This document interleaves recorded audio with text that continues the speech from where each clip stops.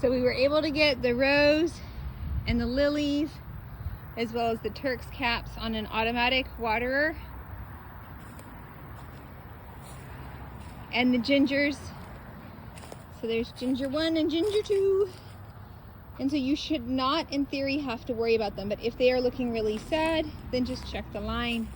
It hooks up to that orange one, goes throughout this whole thing. And then this is where it connects to the drip irrigation right here. And then this one goes around to the chili plant. And this one goes, this line here actually goes out to, through that bush, to the lily and the rose, and then some of the others. So you can see, I don't know if you can see through to the lily. I think, yeah, there you go. And then the rose. So, and then most of these others are on drip irrigation already. So like all of this should already be on drip irrigation. Some of it we're letting dry. If you're not sure, just take a picture and send it to us. This garden up here, we're letting dry out completely. We do have this yellow hose here. And there's a few plants that probably could use a little bit of water. This is gonna turn on in the morning. But there's this little chili plant that needs water maybe once a week. And then there's this little chili plant right here that also needs water about once a week. And then both of the pecan trees, I just drag the hose over to them, and that way they get water. And then there's another little chili plant here that's over by the gate.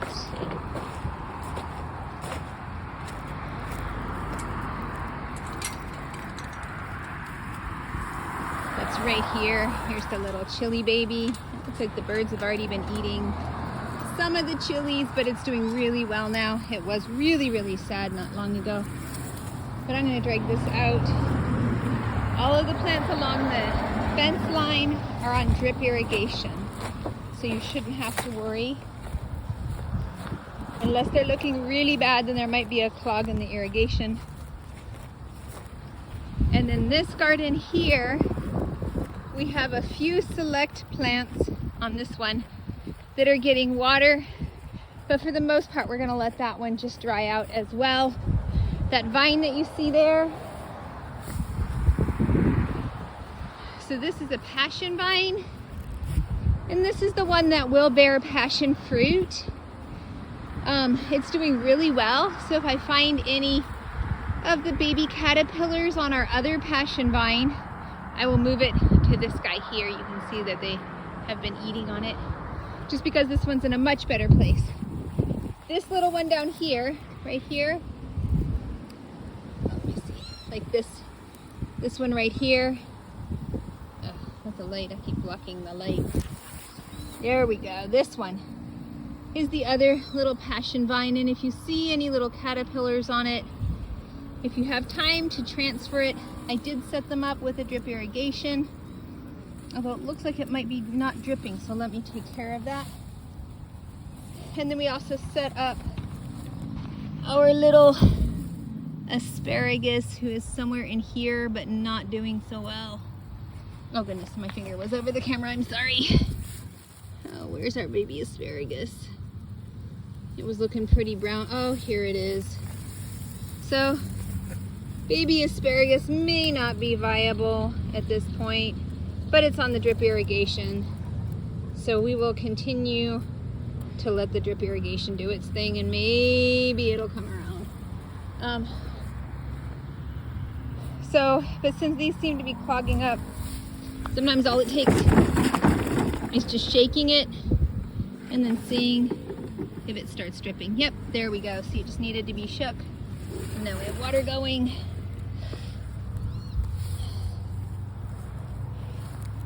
And let me check on this one. So you don't have to check it every day, but just check it every once in a while to make sure that in the morning when the water's filling up, it's draining through the day. And then all of these guys are on drip irrigation, so they should be doing fine. And you can see this little line here goes over to these little Dicleptras here. And they're looking kind of sad, but woo, so I trip over things. And here's the other one. We'll keep them on drip irrigation. And then everything here. So the stuff, if this garden starts to turn yellow, that's expected. We just took the water off. Oh, we are still watering a little sweet potato that is thriving, that is in here. So you'll see the sweet potato in there. These leaves are the sweet potato baby. And it's still doing good. We're hoping to get sweet potatoes. We planted a purple one there, so that's pretty exciting. And I think that's about it for the front yard. There's going to be 2 timers in the front yard. Oh, and here's a little water bath for the birds and insects. If you think about it, you can fill it up. But this is one of the timers right here underneath the Mexican olive tree. And then the other one is against the house over there. So if you have any trouble, and then these are going to look a little bit dry, and that's okay. Unless you feel like they're not doing well. If they feel like they're not doing well, you can always just get the hose and water them. That's fine as well. You may have to unhook the hose from some of the other plants though, because I think I have all the hoses that are currently in use. But you can just unscrew them from whatever attachment. Just make sure you remember to attach them back when you're done. And I think that's all for the outside for this trip. Well, of course, from the stray cats, but you already knew the stray cats and the opossums. Oh, and if you want to feed the opossums, there's still food in the freezer in terms of frozen veggies. So you can just give them whatever you think that they would like. We're okay with that. Sometimes we'll give them like the back parts of the, not bad, but back the end cuts from our fruits and veggies.